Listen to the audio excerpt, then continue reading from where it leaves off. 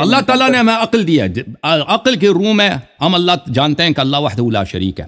عقل کے روح سے ہم جانتے ہیں کہ رسول اللہ صلی اللہ علیہ وآلہ وسلم اللہ کے رسول ہیں. اور عقل کی روح ہی سے ہم احادیث اور فرمان رسول صلی اللہ علیہ وسلم سمجھ سکتے ہیں. ٹھیک ہے نا. احادیث پوری دنیا کو پتہ ہے کہ ہاتھ طاقت کے معنوں میں آتا ہے.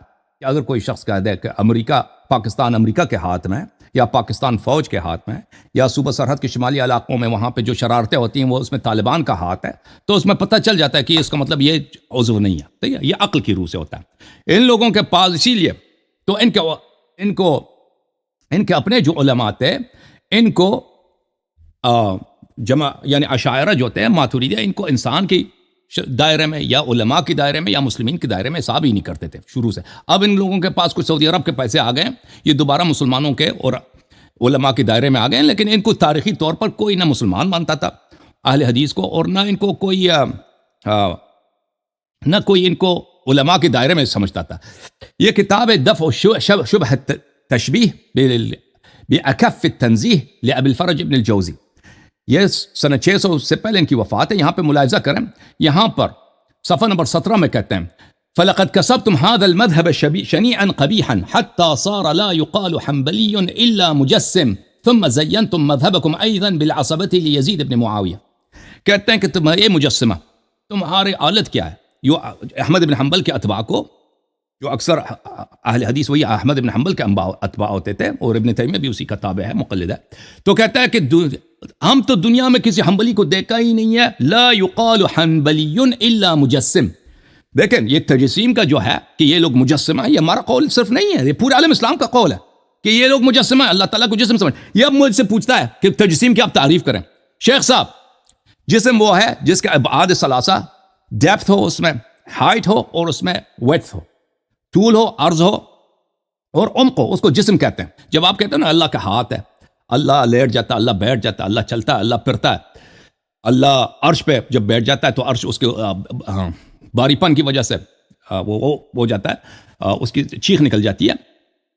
تو یہ سب اس میں کوئی شک نہیں رہتا کہ ایسی چیز کو لوگ جسم بولتے ہیں, اس کو اینیمل بولتے ہیں, اس کو مثلا جاندار بولتے ہیں, اس میں تو شک ہی نہیں رہتا. یہ کتاب ہے ان کے اپنے علماء کر لکھا ہے, وسطیۃ اہل السنہ بین الفرق, تالیف محمد با کریم عبداللہ. یہ سعودی عرب میں پروفیسر ہیں حدیث کے. یہاں پہ وہ لکھتے ہیں کہ القاب اہل السنہ عند خصومہم, کہ مخالفین یعنی وہابی کے جو مخالف فرقے ہیں ان کو کیا لقب دیتے ہیں. ان جملہ میں سے ایک لقب ہے حشویہ. اچھا, کہتے ہیں یہ بہت بری لقب ہے جو ہمیں ہمارے مخالفوں نے دیا. اچھا, مخالفوں میں سے کس نے دیا؟ اس کا مطلب کیا؟ اس کا مطلب یہ ہے روات الحدیث من غیر تمییز لصحیحہ من سقیمہ. اہل حدیث کو دوسرے علماء حشویہ اس لیے بولتے ہیں کہ ان کے پاس جو بھی حدیث ملتا ہے اس کو لکھ دیتے ہیں, اس کی صحیح سند بھی بنا لیتے ہیں, اور ان کو پتہ نہیں ہوتا کہ یہ حدیث ہے اسرائیل.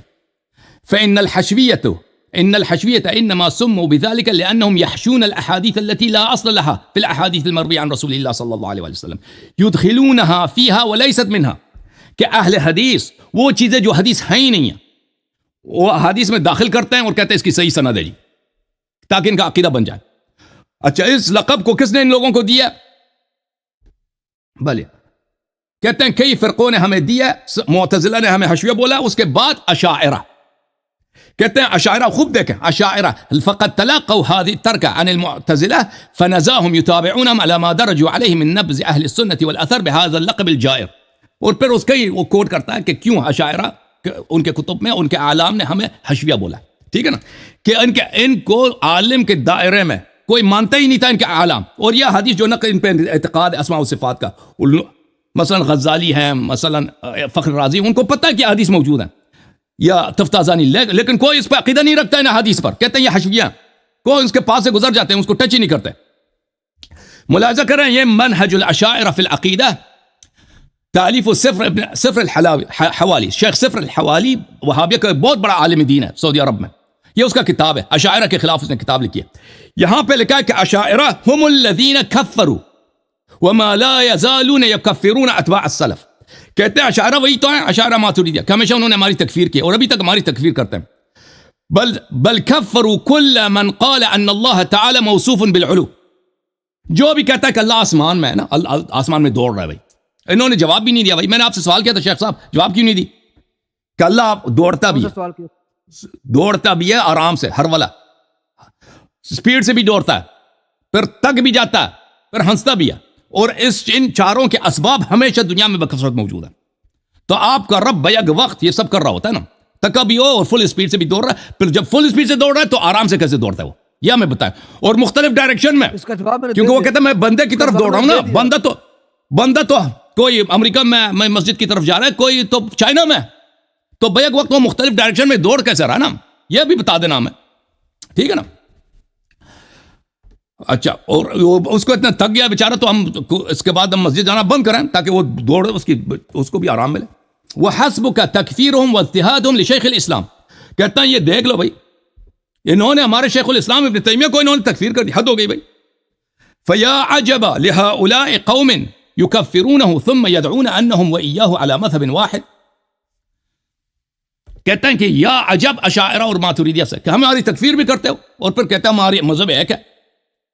اچھا، وَإِذَا كَانَتْ كُتُبُ الْأَشَاعِرَةِ تَتَبَرَّأُ مِنَ الْحَشْوِيَّةِ وَالْمُجَسِّمَةِ وَالنَّابِتَةِ وَغَيْرِ ذَلِكَ مِمَّا يُلَقِّبُونَ بِهِ أَهْلَ السُّنَّةِ وَالْجَمَاعَةِ. کہتے ہیں جب تم اشاعرہ ہمیں حشویہ بولتے ہو، مجسمہ بولتے ہو اور نابتہ بولتے ہو، اور اس طرح برے ہمارے القاب لگائے ہوئے ہیں، تو کیسے ہم اور آپ بھائی ہیں اور ایک ہی مذہب پر ہیں، ہم آپ کو کیسے اپنے بھائی مان لیں؟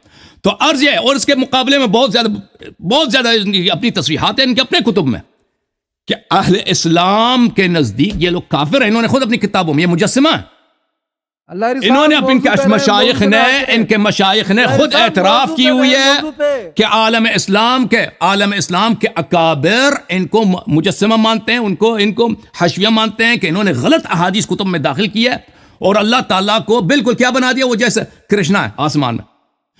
ابھی دیکھیں وہ ہندوؤں کا بھی یہ عقیدہ ہے کہ ان کا کرشنا یا ان کا وشنو جی جو آسمان میں تو خوبصورت سا چہرہ ہے، اس کے کئی ہاتھ ہیں، پیر ہیں، وہ تخت پہ بیٹھا ہے، ادھر ادھر جا رہا ہے کبھی کبھار. تو شیخ صاحب ہمیں بتائیں نا کہ آپ کا عقیدہ ان سے کیسے مختلف ہے، ان کا عقیدہ آپ کے عقیدے سے، یہ ہمیں ذرا بتا دینا. جب یہ پتہ چلا میرے محترم ناظرین، میں ان سے ایک سوال کرتا ہوں. یہ آیت شریفہ جو قرآن مجید میں وارد ہے، وَكُلُّ شَيْءٌ هَالِكٌ إِلَّا وَجْهَهُ، کہ ہر چیز ہلاک ہو جاتا ہے وجہ کے علاوہ.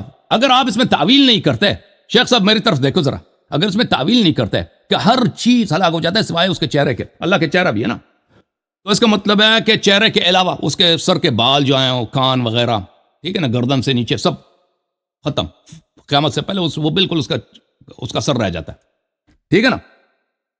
تعویل تو نہیں کرتے، عقل کا استعمال تو آپ کرتے نہیں، کہتے عقل کی وہ حدیث ہی نہیں ہے جی، ہم عقل کیا، عقل جو ہے وہ وحی کتاب ہے، جو اسی میں لفظ پہ لیں گے نا، لفظ پہ لیں گے نا، لفظ. وہ آپ وہ اقبال کا بھی شعر جب پڑھتے ہیں نا، نہیں ہے تیرا جشیمن قص سلطانی کے گنبد پر تو شاہی ہے بسیرا کر پہاڑوں کے چٹانوں پر.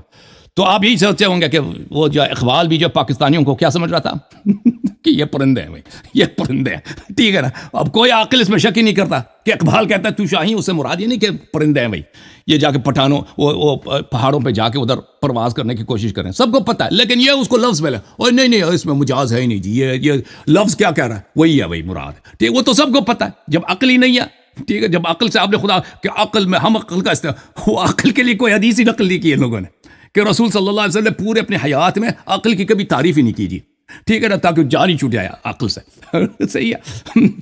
تو اس کا نتیجہ کیا ہوا بھائی؟ اس کا نتیجہ یہی ہوا کہ ان کا عقیدہ ملاحظہ کریں. وہ انہوں نے یہ بھی جواب نہیں دیا بھائی کہ ان کے رب کے، یہ کیوں کہتے ہیں ان کے رب کے 2 ہاتھ ہیں؟ قرآن تو کہتا ہے کہ 10 سے زیادہ ہاتھ ہیں. یہ کبھی جواب نہیں دیا اس کا. اس نے یہ کتاب ہے ابطال التأویلات لاخبار الصفات، قاضی ابی اعلی الحنبلی، جزء اول، یہاں پر صفحہ نمبر 188 ہے، حدیث نمبر 182 ہے. یہ ایک حدیث نقل کرتا ہے اور کہتا ہے یہ حدیث صحیح اسنادهم كلهم ثقات وهم مع ثقتهم على شرط الصحيحين مسلم و بخاری. یہ حدیث صحیح ہے اور نہ صرف صحیح ہے بشرط بخاری مسلم صحیح. اچھا وہ کیا ہے کہ رسول اللہ صلی اللہ علیہ وسلم نے فرمایا ان اللہ لما قضى خلقه، جب اللہ نے دنیا خلق کیا استلقى، پھر لیٹ گیا ثم رفع احدى رجليه على الاخرى، پھر ایک ٹانگ کو اس نے دوسرے ٹانگ پہ رکھ دیا، لیٹ گیا اور ایک پیر دوسرے پیر پہ رکھ دیا. تو تم جب لیٹا کرو اس طرح نہ لیٹا کرو، ٹھیک ہے نا. چلو میرا وقت ختم ہے جی. جوم جاؤ پرواز کرو، کیوں فخر سے سر اٹھا، کیونکہ اللہ تعالیٰ نے تمہیں انتخاب کیا. صراط حق پر صرف تم ہو، صراط ایمان پر صرف کیا، کیونکہ اللہ تعالیٰ نے تمہیں انتخاب کیا. صراط حق پر صرف تم ہو، صراط ایمان پر صرف